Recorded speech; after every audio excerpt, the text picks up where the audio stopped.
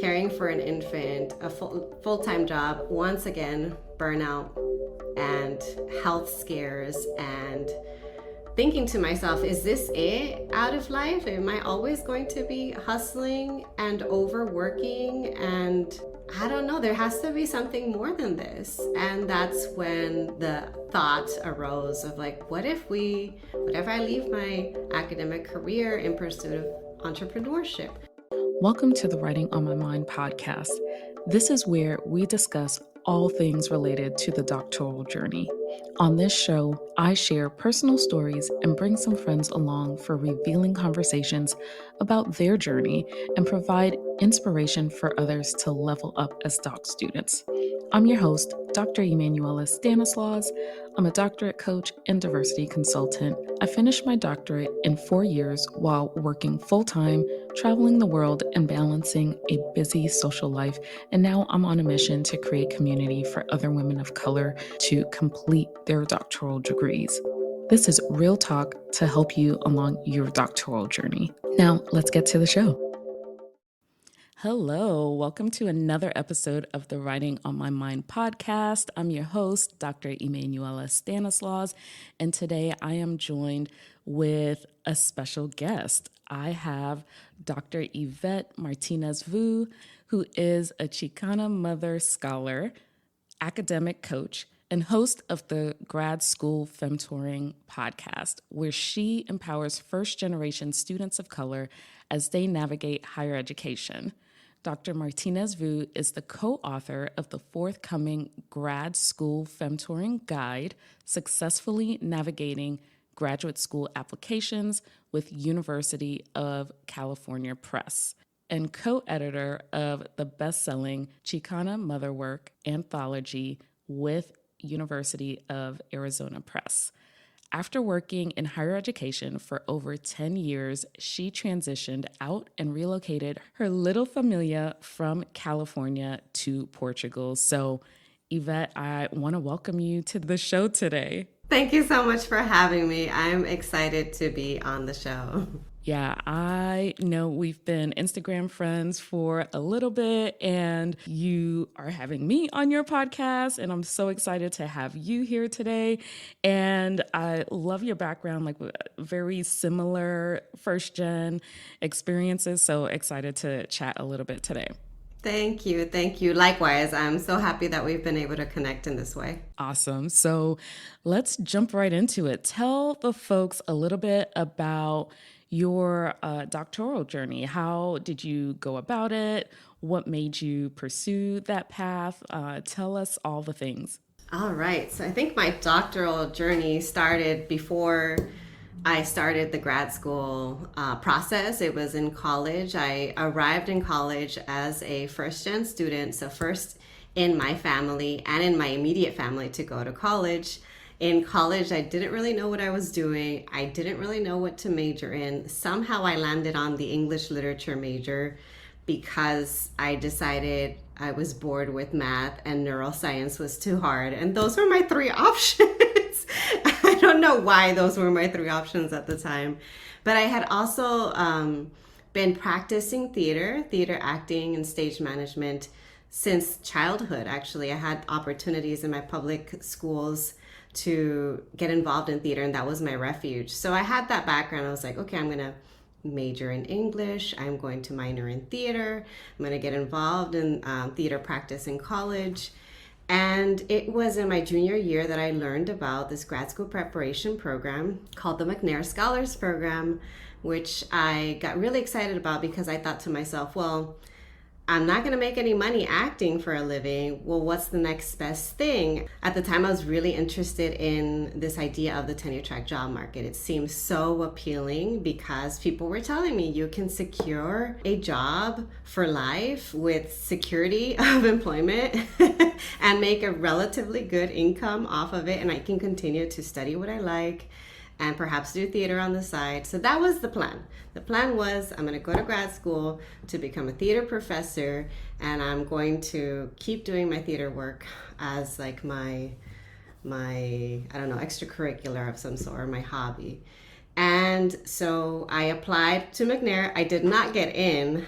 I ended up applying to another program called the Mellon Mays Undergraduate Research Fellowship, which was the first year. So I was part of the first cohort at UCLA. And I did get in. Well, obviously, I was part of the cohort. And that was really what I was groomed for. I was groomed to become a professor. I knew very little about my options outside of an academic professorial career. And so it was no surprise that I applied to grad school. I applied to mostly theater and performance studies programs. I got into a theater and performance studies program. I ended up staying at UCLA to complete that doctoral program. And I went straight in after college. And so again, I went straight in. I was still under this impression I was going to become a professor. And by the end of my second year, boom, I hit burnout. I was just complete, utter exhaustion like I had never experienced before. And then boom, I landed a chronic illness. I developed a series of chronic illnesses. Now they're illnesses, but at the time it was one chronic illness related to my stomach, lots of stomach issues going on.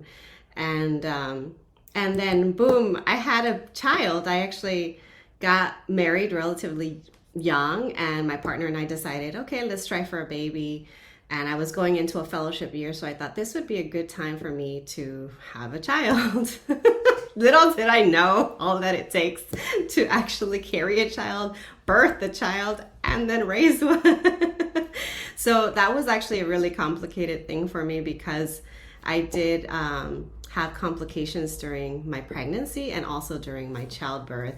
I actually nearly lost my life. I've mentioned this. If any of you have heard me talk about my backstory in the past, I always mention this because it was such a formative experience. Just like when I was a child at age 12, my father passed away, and that was a really formative experience that shaped who I am and my identity. Having a child, nearly losing my life in giving birth, and then struggling with postpartum depression was formative for me. So those are key things about my experience. I was the quote unquote good grad student in that I was meeting all of my academic milestones. I was doing all the things they were telling me to do. I was still on track, as they say, for this professoriate career, but I was struggling. And so, by the time that I finished grad school, I realized actually I no longer want to become a professor. I want to do something different.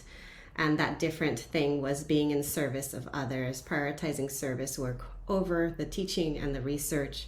And that's kind of what brought me to my career in higher ed, and now my work with the academic coaching and podcasting that I do with Grad School Femtoring.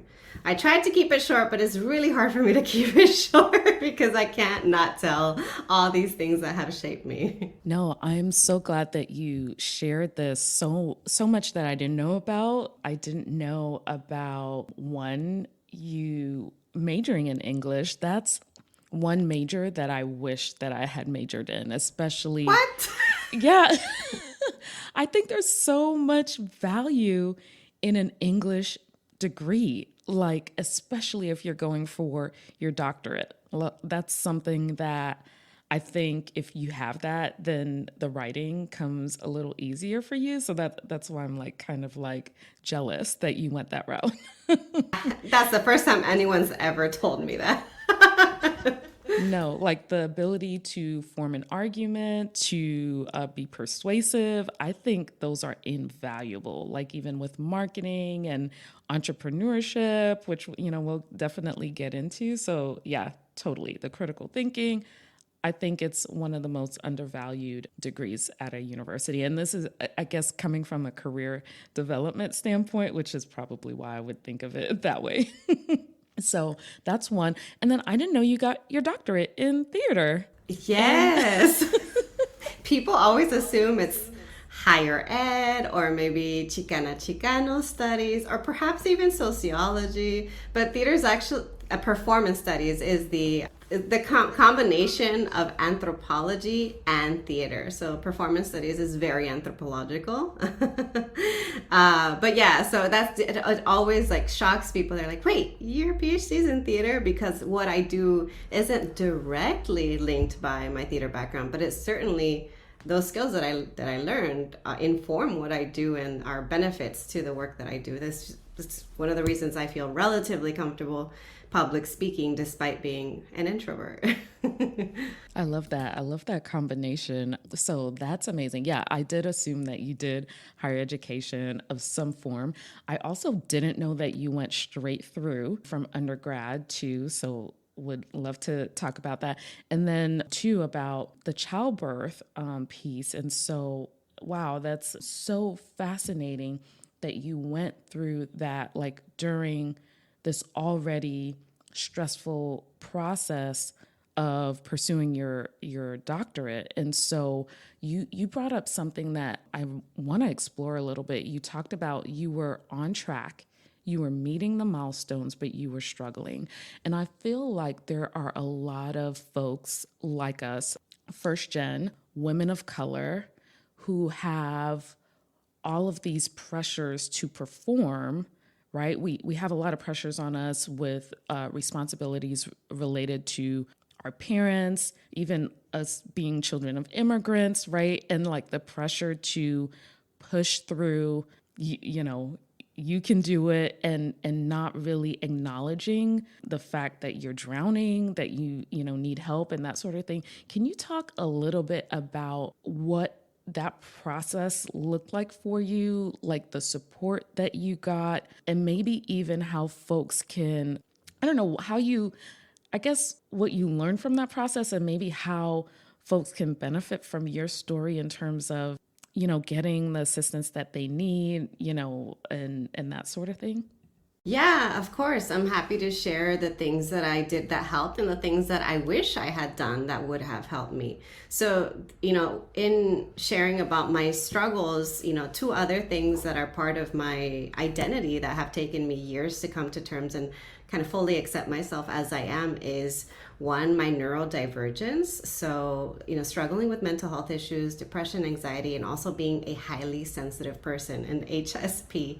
So those things shape who I am, and also being disabled, having chronic illnesses also shape who I am. But again, it took a while because I was not born with a disability. It took a while for me to come to terms with that. And so what did I do to get support in graduate school? I did feel comfortable in reaching out and getting support through therapy, through our counseling and psychological services resources on our campus. And that's because actually I was lucky. I was one of the lucky ones in that when I was a child and my father passed away, I had a school counselor who put me in grief counseling. If it wasn't for that school counselor, I would have struggled that much more. And so therapy was not new to me when I arrived on a college campus. And I was that friend that would encourage my friends to seek that support, especially knowing that it's so invaluable, and also that it's affordable. It was either free or low cost to students. So that's one thing that I encourage everyone, even if you're not struggling that much. We all need a tune. All of our cars need a tune-up. So we need a tune-up too, a mental health tune-up. So don't be afraid of trying out therapy if you've never done that before. The other thing, it's similar to therapy, is support groups. Sometimes there are therapy-based support groups, and there are also support groups that might be available through writing support, so writing groups, and support groups that you can create yourself. If they don't exist, you can create it. I helped to create this revolutionary women writing group that we had. It was a bunch of women of color from different humanities and social science graduate programs where we all came together and supported each other. We had a space to check in and also to work on our writing and to hot seat each other's work, so to review each other's writing too. So that was great. The other thing I wish that I had sought more support from is through the Disability and Accessibility Services Office. I think because I had not fully accepted that this was a chronic condition, and that I did not know that I was entitled to accessibility services.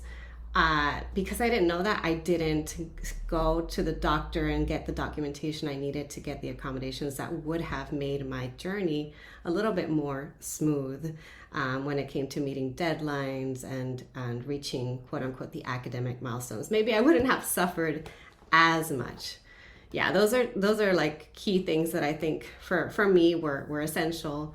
And I guess I'm also very, I would say, privileged and blessed that I have the support of family. And so I never felt like I was without the emotional support that comes from both my partner and my mom.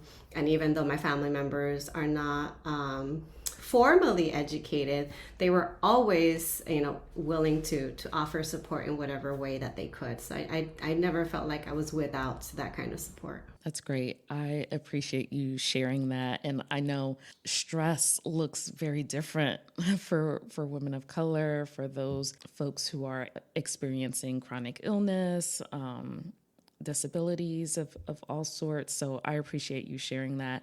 And I appreciate you sharing too that we need tune-ups too. And so to get the help that we need on a consistent basis, getting checked up, all of that good stuff. And I talk about creating your own support group all the time. I did it myself as well because I didn't get that in my program. So I appreciate that. Now, you talked a little bit about pursuing a professorate career.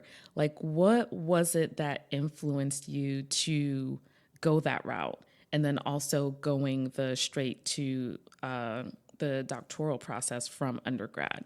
Yeah, so like I mentioned earlier, I did not know a lot about my career options. I was not familiar with the career services office on my campus. I knew it existed, but I never felt 100% comfortable there because it was a very white space.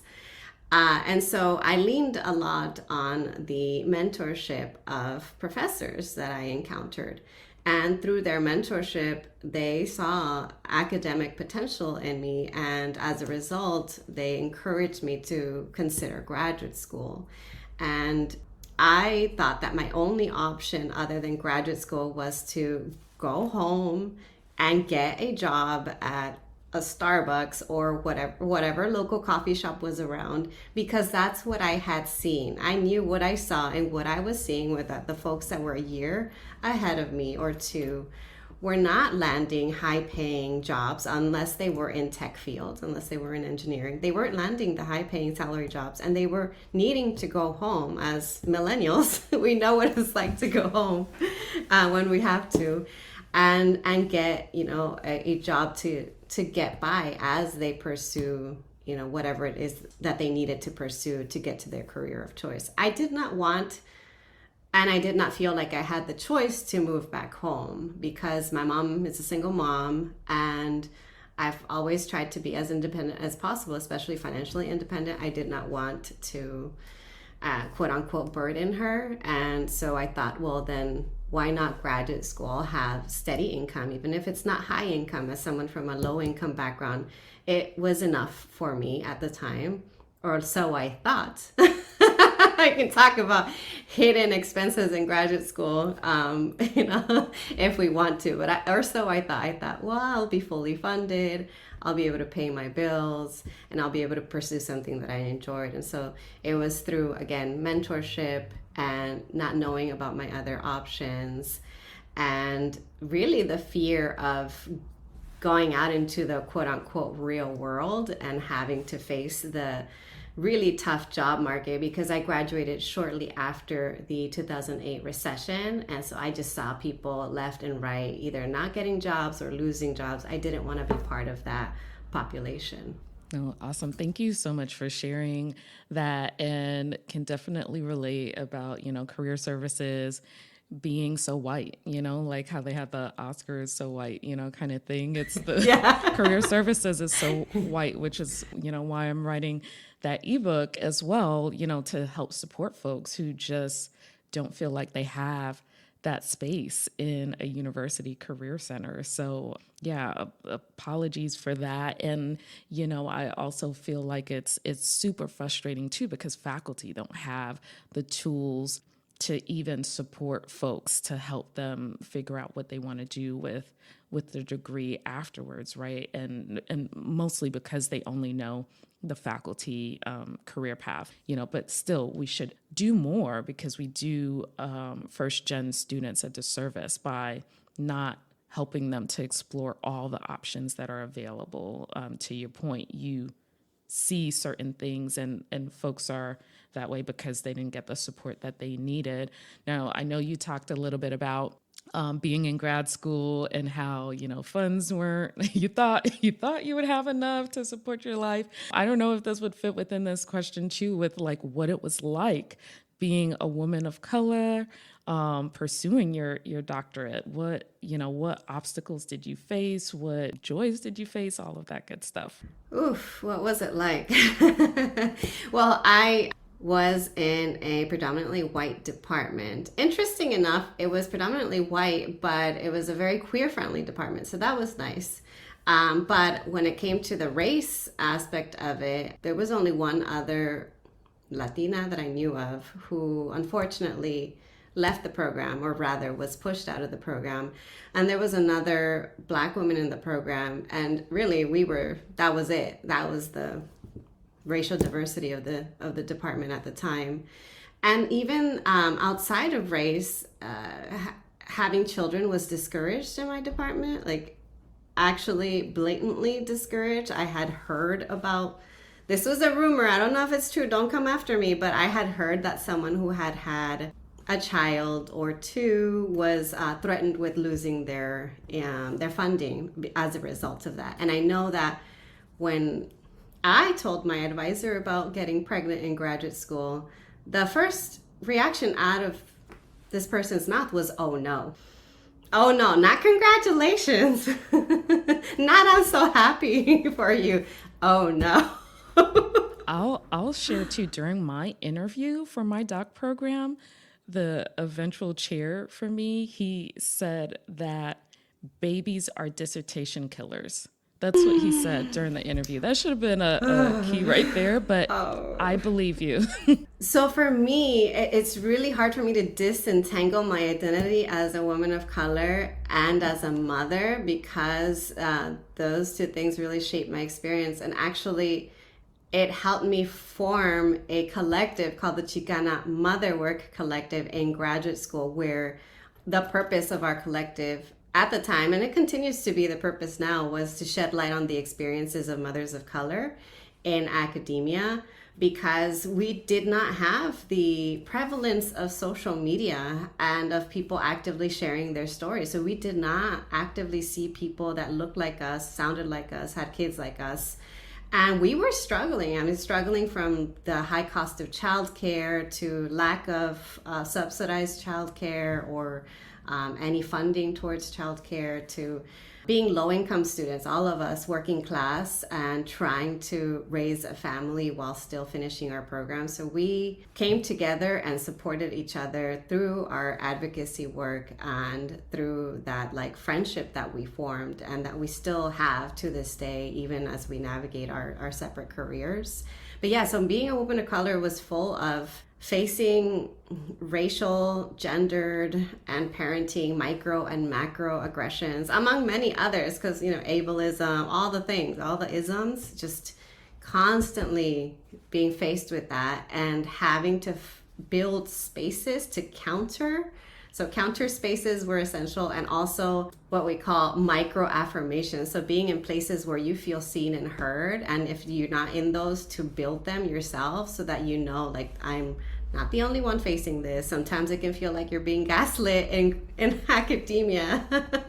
Is this did that just happen? And then you make eye contact with the other person of color in the room. You're like, yes, it did. I'm not crazy. So there were moments of joy in the community support, in bonding with other people, but man, it was rough too. Yeah, that's why I totally believe in sharing our stories, right? Because I think, especially in academia, it can make you feel like what you're experiencing isn't real, what you're experiencing isn't valid. And so it's so important for us to have those spaces to really validate those experiences, validate the feelings, and come with, I guess, until we can destroy some of these things that are impacting us, come up with ways to cope and ways to navigate these spaces. So thank you so much for sharing. I know too, with all of these things that were happening, you were led to leave academia. Can you talk a little bit about like what led to that piece? I know you touched on it a little bit, burnout, and just not feeling aligned with that path and wanting to do more where you were making more of an impact and difference. But, what led you initially to leave academia? Yeah, it's hard for me to tell my story without isolating two incidents of leaving higher ed. So I feel like the first time I quote unquote left but didn't really leave, although I thought I was leaving, was at the end of graduate school when I decided to stop pursuing the tenure track job market. So that to me felt like a very kind of big decision at the time, because everybody that I knew assumed that I was going to become a professor, and my mentors, my femtors, a lot of people, I disappointed a lot of people in saying I'm no longer gonna pursue the tenure track job market. I don't want to be a professor anymore. Instead, I want to do something else, and that something else I thought was pursuing a job in student affairs, academic affairs, becoming academic staff, and supporting students in that way. So the first time I left was that time, and that was as a result of what you mentioned, the burnout, the realizing that with my chronic illness and with my family, I did not want to do what a lot of my peers in my department were doing, which was because of the very tough job market and very few positions. Many people made the sacrifice of adjuncting for a few years before they could land that position, or taking other types of contingent work, like being a visiting assistant professor, moving across the country, or sometimes they would land competitive postdoctoral positions for a year or two and then get that tenure track job. But for me, I prioritize getting a job with a stable, relatively stable paycheck, a salary, benefits, healthcare, especially for my family. And because of that, I thought, well, I'm gonna land a job as a staff member, and that is gonna provide me with that safety and security that I was searching for. But then in doing that, actually the second time I left, and this is like when I really left, in that I actually left the college campus, was during the pandemic, and it was just last year, it was 2021. So after a year of dealing with the pandemic, I had my second child, I was breastfeeding, I was homeschooling, and not like online distance learning, like actually homeschooling, creating the curriculum for my child, teaching him every day. So homeschooling, caring for an infant, a full-time job, once again, burnout and health scares, and thinking to myself, is this it out of life? Am I always going to be hustling and overworking? And I don't know, there has to be something more than this. And that's when the thought arose of like, what if I leave my academic career in pursuit of entrepreneurship? What if we move somewhere where cost of living is lower? And then in search of healthcare and safety and other needs and priorities, we thought, well, what if we move abroad? And that landed us in Portugal. So I quit my job last year, and then 6 months after making this wild decision of leaving and moving abroad, we landed in Portugal, in Porto, Portugal. And I've been here ever since. So yeah, 2 departures. First time right out of grad school in 2016, second time in 2021. And we'll see. I have no idea what's in store for me in the future. It's really exciting. Because I'm like, if I landed here now, imagine where I'll be in 5-10 years. So true. Life has a way of like, you probably never saw that you would be in Portugal right now, even like 5 years ago. I don't even know if I knew it existed. I probably didn't even know where it was on the map before. Isn't that crazy? So I think that's super inspiring. I have shared on this podcast how I've made the transition as well. I've left traditional higher education, not in the brick and mortar kind of thing. I'm in this educational tech space. And I also don't know where I'll end up as well. As the first time in my whole life that I don't have a path outlined for myself. But I am assuming that there might be some listeners who are like, oh my gosh, how does she pick up and leave? I feel like there's a lot of folks who are maybe hearing of other folks who have picked up and left and gone to another country, and not sure if you have like any quick tips for folks who might be thinking about picking up and leaving, and how you decided on the location. So the first one, tips for folks who are considering leaving. A key thing that actually allowed us to have the option to move abroad is having savings. So if you're not doing it right now, I would encourage you to get started. I know it's hard, especially if you're not making a lot of money. I know what it's like to be on the paycheck to paycheck kind of grind and not have enough, or be in the negative, or have to pay debt. That's tough, but just know as you advance in your career, you will eventually be making more. Some of us are going to get some help through the Biden loan forgiveness program. So it's not a lot, but it's something. Anyway, having that financial safety net, 3 to 12 months worth of savings. That's the same for entrepreneurs too. I'm like, you need to have savings because it's expensive to move abroad. Even if you're moving to a low cost of living area, low to you, it's still expensive to go through a visa application process, a residency application, to pay for all the things for, moving your stuff over, flights, you name it. There's a lot of expenses that can easily kind of add up. So having a savings, but then really figuring out what your priorities are. So the savings is what will make it possible. And also remote work also helps a lot. So having the option of working remotely, whether it is as a freelancer, as a 1099 employee, or working remotely for a company that would be flexible enough to later hire you as an independent contractor, that's the game changer right there. That's going to help people. That's most of the people I know who move and are living abroad are either business owners, so they have their own LLC like I do, or they are 1099 employees, meaning that they're independent contractors. So that's going to give you the option to actually do it. Now, after having that option, then what are your priorities? And for us, the key priorities were 1, low cost of living, 2, safety for our children, especially in light of race-based violence, in light of gun violence. I mean, my own grandfather was murdered by gun violence. So I know what that's like. I know what it's like to live in fear. I didn't want that for my children. I didn't want them to grow up with the same types of fears and anxieties that I did. So safety was number 2. After that, healthcare, because of my chronic illnesses. My son is he's neurodivergent. He's on the autism spectrum. My husband's also autistic, and he's disabled. Like, he has chronic back and knee issues.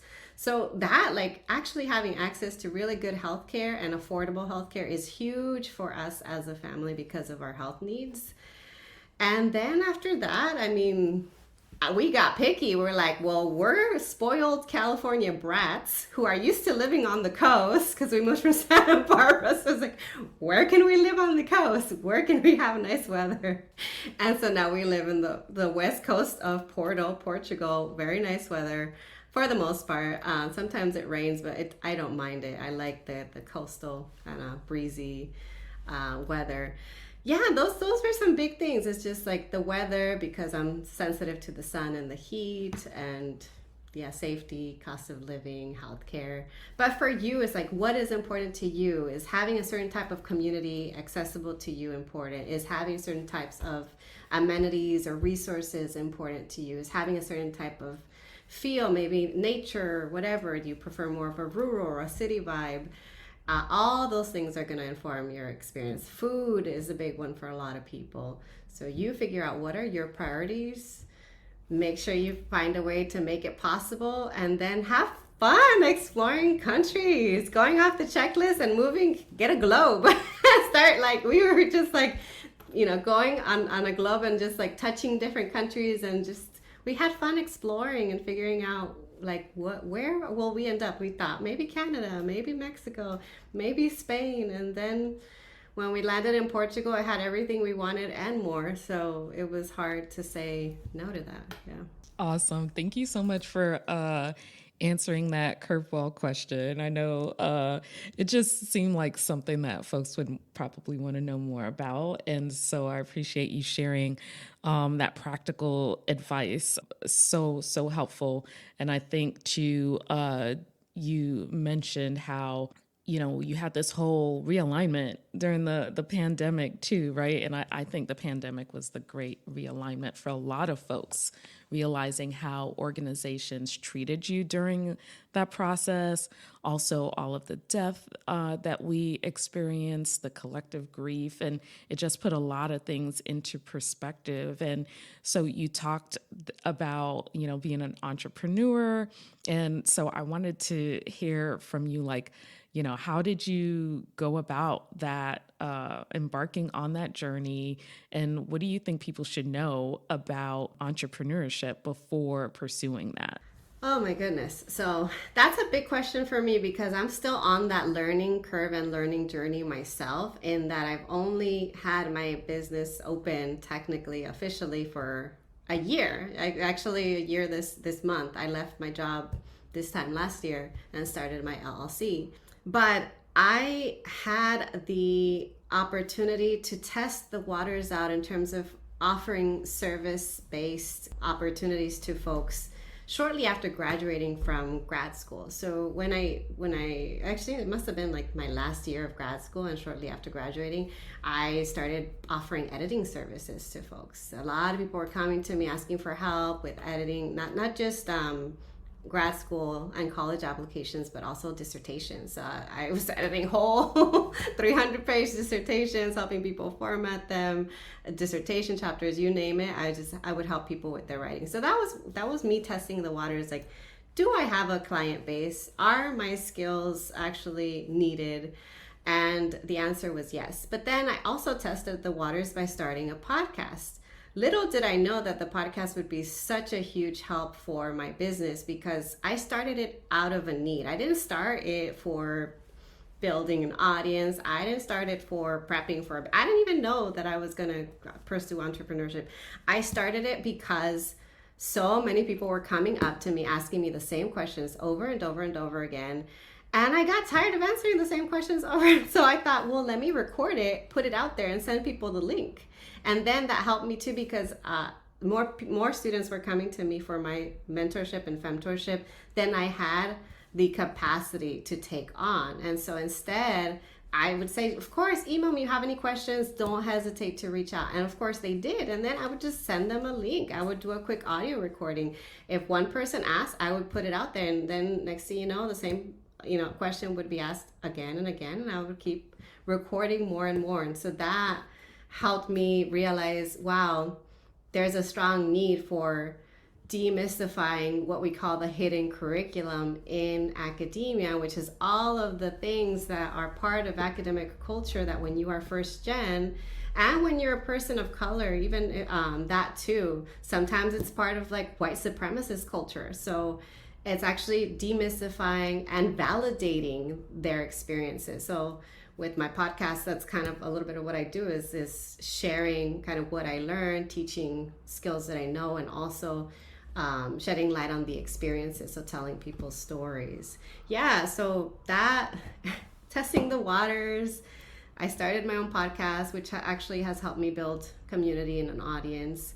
And then I would say, actually, for anyone who's interested in entrepreneurship, I mentioned earlier having savings, having some sort of safety net, because it's tough to not have a stable paycheck when you're used to getting a paycheck every 2 weeks or every month.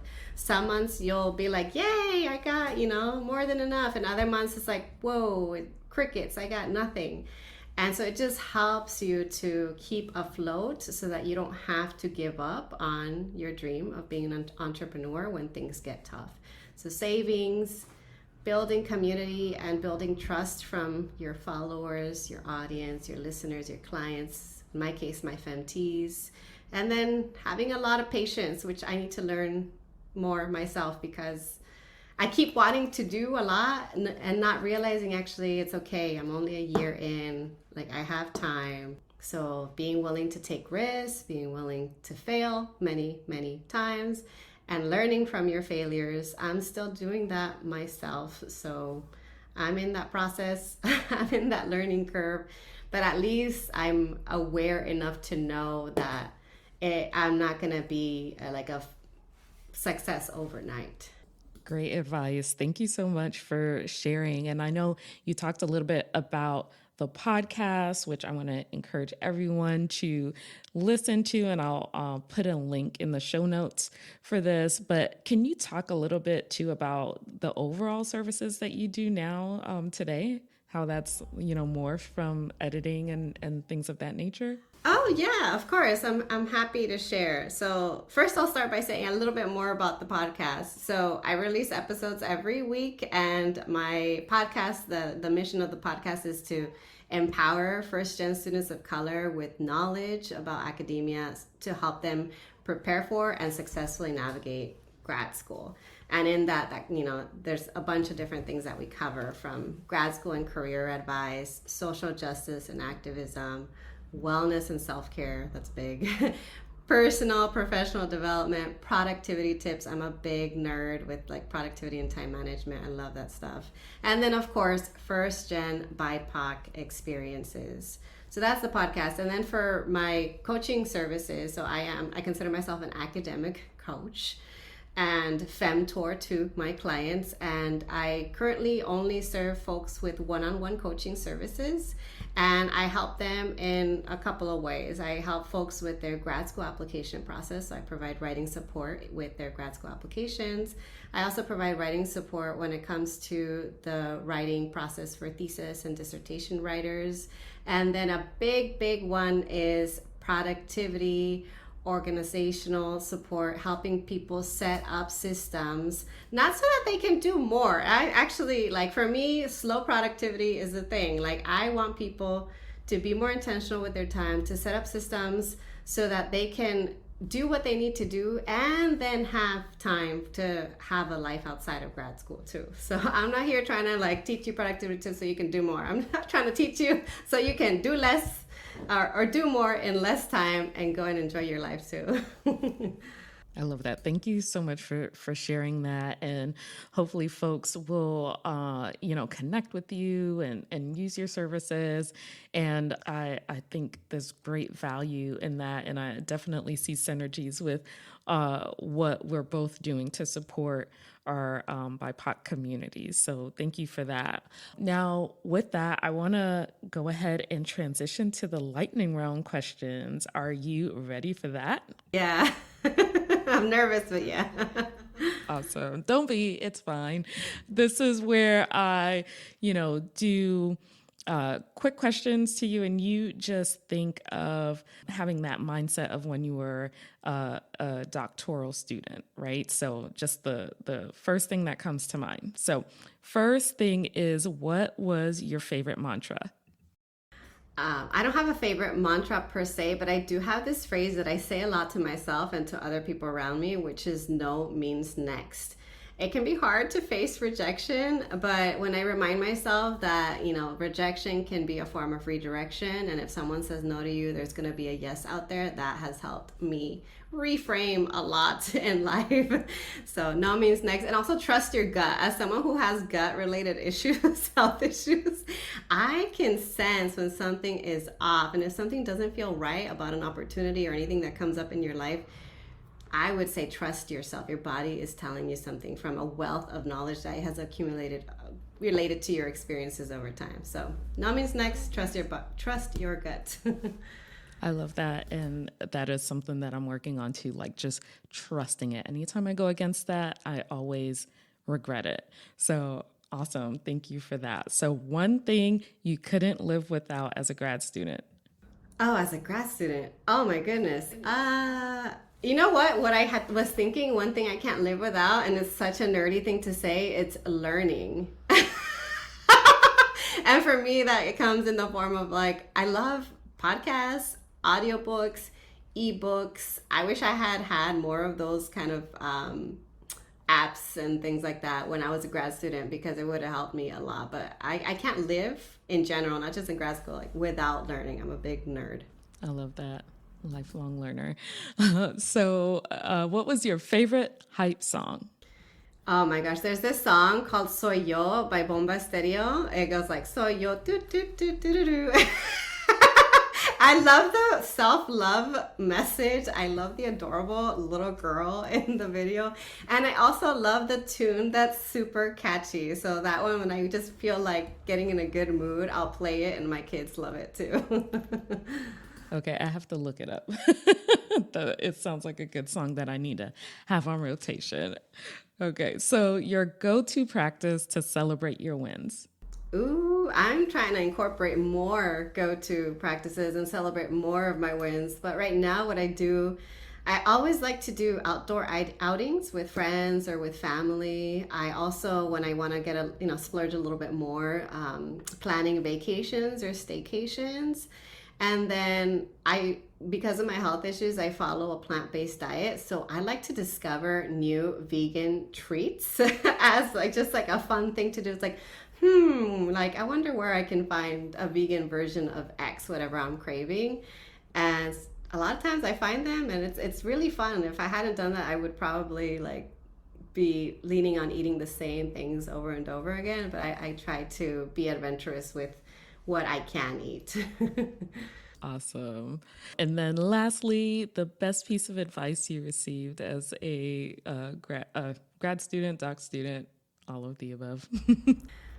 This is a tough one because, sometimes it can be hard to be fully yourself in grad school spaces, but I wish that I had embraced being myself and not trying to minimize myself to kind of ease the discomfort of others. So I think the best piece of advice has been the advice that I have learned from my Chicana and Black feminist ancestors, who have taught me about radical self-acceptance, radical self-care, and giving myself radical permission to be me, like 100% me, and not have to hide some aspect of myself. Or before, I'd be afraid of being quote unquote too sensitive or too anxious, or I'd hide my chronic illness to please others. Nope. Not anymore. So that's the best advice, is just to is 100% radical self-acceptance. Love that. Thank you so much for sharing. I enjoyed this conversation. I think folks are going to learn a lot and resonate with your story as well. I enjoyed learning more about you and aspects that I didn't know about your background as well. And so for folks who want to stay connected and hear more from you, how can they connect with you and how can they follow you? Of course, I'd love to hear from folks. You can follow me on the different social media outlets. I am at Grad School Femtoring on Instagram, on Facebook, on Twitter. You can also find me through my name, Yvette Martínez-Vu, on LinkedIn. And you can find all the things on my website, gradschoolfemtoring.com. Great. And I will definitely add all of those links to the show notes so that folks can get in contact with you and, follow you, read your upcoming book, the book that is already out, the edited book, as well as any new podcast episodes that you put out. So again, thank you again for being a part of the show. And we'll chat soon. Thank you so much for having me. Thank you for listening to another episode of the Writing on My Mind podcast. If you'd like to support the podcast, make sure you follow the show wherever you listen to podcasts, rate the show, and leave a comment on Apple Podcast. You can also donate to the show by clicking the support link in the show notes. Your donations help me to continue to put out new episodes to help support you and other women of color doctoral students. I'd also love it if you could spread the word to other women of color doctoral students to grow our community. Be sure to also follow me on Instagram and Twitter at Dr. Emanuela. That's DrEmmanuela. See you on the next episode.